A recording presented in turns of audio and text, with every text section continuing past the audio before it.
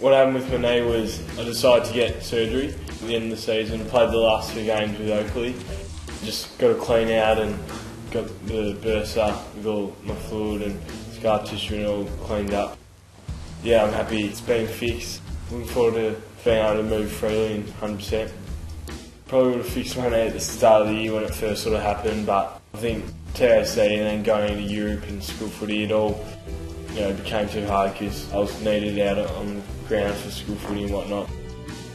If I had my time again, I probably would have done it before the year started. I saw the surgeon today again, and he said everything went well, so it's just pretty much just rest, waiting for the bruising and swelling to go down.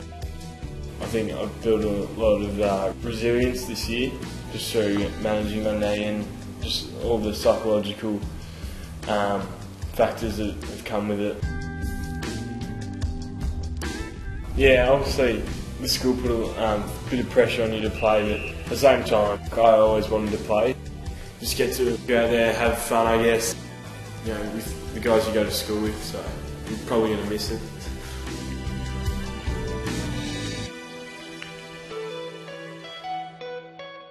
Seal's been an idol of mine since he got drafted from Scotch, so and I guess to see what he's done and achieve, winning a premiership and all that, sort of gives you that confidence that anything's possible when you leave school. He was in Year 12 when I was in Year 6. I remember watching a few of his games and thinking he's pretty special.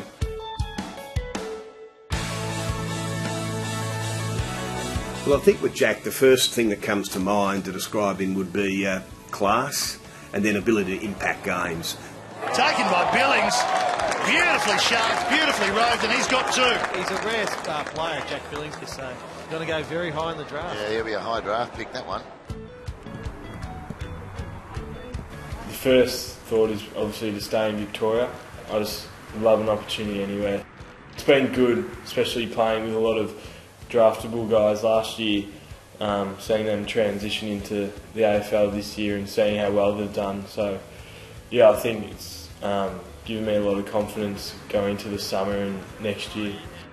Each day's a day closer. Yeah, it's really exciting, and can't wait. It's all over now, so can't change anything. But I suppose after the South Australia game, I really wanted to finish the year well in the VFL, and yeah, I think I did that. So yeah, it was up and down year, but no, pretty happy with it. That's a good way to finish a good day, and he celebrates as well.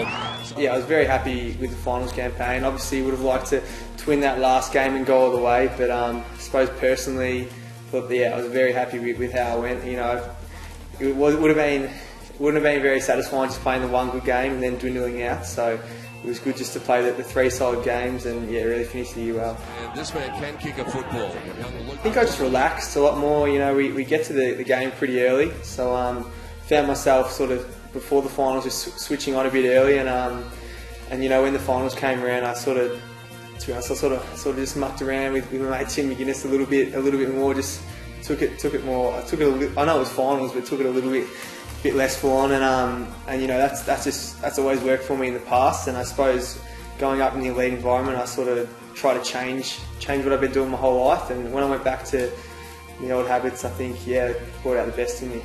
I'm a pretty confident person, so I never really thought that I wasn't up to it. When I was playing pretty poor in the VFL, I was sort of thinking, am I really up for it?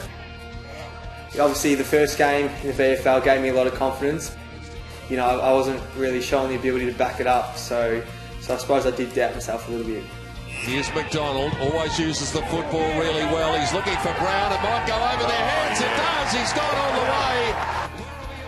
I did cop a bit throughout the year, just not only for being the youngest player, but also for having this little grey patch here. They were all bagging me about that. But yeah, against Collingwood, I think they went after me a little bit. I think at half time, their captain dropped me after the siren had gone. Yeah, after that, Scotty West really rallied the troops. I was the youngest guy and he was their captain, and they obviously singled me out to target me. So yeah, that got the boys up and about. And yeah, from then on, especially throughout the final series, I felt I could walk a little bit taller because the boys had always had my back. I've spoken to St Kilda first and Bulldogs, West Coast, in Brisbane. I think I'll speak to a couple more at draft camp. Opening your house to different clubs, yeah, it was very weird. I think it was weird for my family as well, just being sort of North Melbourne through and through. You know, we're fanatical supporters. I think, well, what they're telling the media, they're pretty much telling me, you know, they haven't committed their first pick to me. As he said, it's all about ranking. You know, there's a bit of conjecture whether he's going to get picked up in the father-son. I think I read where the North Melbourne coach said that he may not be an automatic father-son.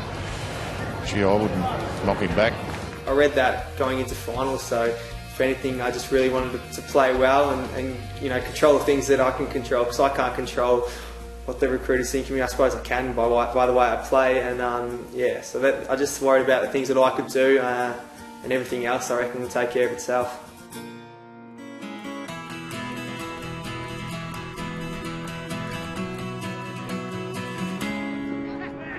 Got the opportunity to go into midfield, so just wanted to prove to people that I could play in the midfield and sort of get more disposals, and I feel as though I did that, so I was pretty happy. I guess probably because people hadn't seen me play in the midfield a lot before, and I kind of took that as a knock, so I knew of myself that I could play in the midfield and do alright, so yeah, I just wanted to come back and play well. And I still have to pinch myself when people talk about getting drafted and all that kind of stuff. You feel like it's not you, but it's yeah, around the corner, and yeah, I'm really looking forward to it and just really excited as well.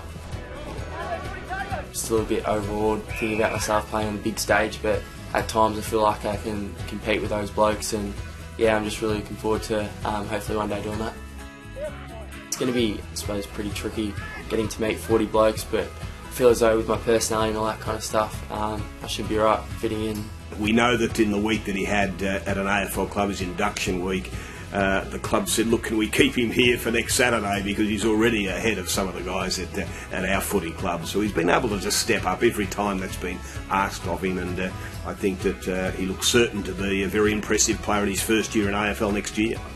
Yeah, it's really weird thinking about like next time I'm going to pull on a jumper and what colour that might be, and yeah, I suppose it's daunting and it's nerve-wracking, but it's also exciting.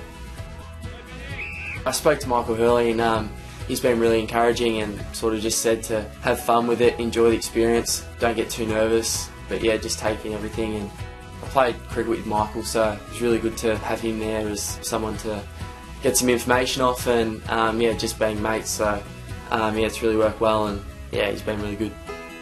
Yeah, so I got my sister's initials on the back of my legs, so yeah, it's just I suppose a bit of kindness coming out of me, but yeah, I do like tattoos, and I'm not sure if I'll be running around with a sleeve or anything, but yeah, it's an interest.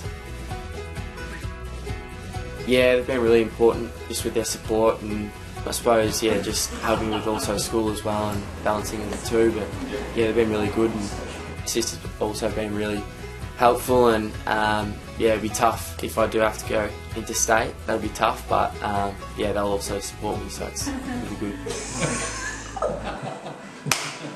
Just concentrating hard on play.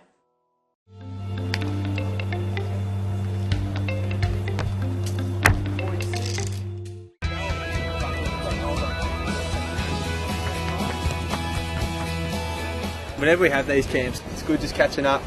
Bit of downtime. Yeah, obviously we're in the fishbowl at the moment, so there's a lot of people watching every move. No, it's still good to catch up. It's a bit of an eye-opener. I've never really done this sort of testing under these circumstances, so it's been good. It's obviously going to hold us in good stead for when we have to perform in front of big crowds and that sort of thing. Yeah, I suppose having a lot of media here and all that kind of stuff, it makes you feel nervous, but yeah, like I said, it's going to hold you in good stead. I didn't test at the combine because I had an knee tendonitis, which I was managing throughout the year, and I just wanted to get on top of over the pre-season.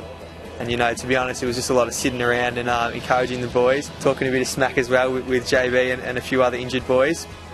Yeah, so I can't do anything this week at the draft combine because of my knee and the surgery I had about a month ago, so it's, yeah, to be honest, it's pretty boring just sitting around and not doing much. Wish I was out there, and I guess that's footy, so yeah, I'll still get to have all the interviews, which I think's one of the major parts of the week. I met with, I think, 4 clubs, so that was a really good experience just talking to other clubs. Had a medical screening from West Coast. Yeah, the medical's pretty interesting. initially I got up there and no one wanted to look at me, and then 30 seconds later there was a swarm of doctors everywhere and they all want to push and prod you, and yeah, I guess they're all just trying to find out if you're right to go, and lucky enough I think I was right. The doctor sort of asked me if I'd been thrusting, so I didn't know how to respond to that, and I just said, yeah, I think so. Yeah, the medical was a good experience. You know, a lot of guys were asking me a lot of questions, and why did you play this game and why didn't you play that game? How does it feel, you know, when you do this, when you do that? Yeah, hopefully they thought I'm all good because, you know, I'm right to go. So it is a bit weird now you think of it. 6 weeks, it's not too far away. We all could end up on different sides of Australia. Yeah, it will be, I suppose, a little bit different. Not seeing each other like we do usually, but I think we've got a good enough relationship to, I suppose, catch up throughout the year, and yeah, we definitely won't lose our friendship. No, I'm sure we'll look out for each other and follow our progress pretty closely, and yeah, I'm sure wherever they end up, they'll do well. Obviously, the aim for all of us would be the round 1. That's what we're all building towards. But you know, there's a lot of water going on the bridge before then. Big pre-season ahead of us. But you know, if we stay fit and you know, I suppose get on the good side of the coach, you never know what'll happen. So yeah, exciting times.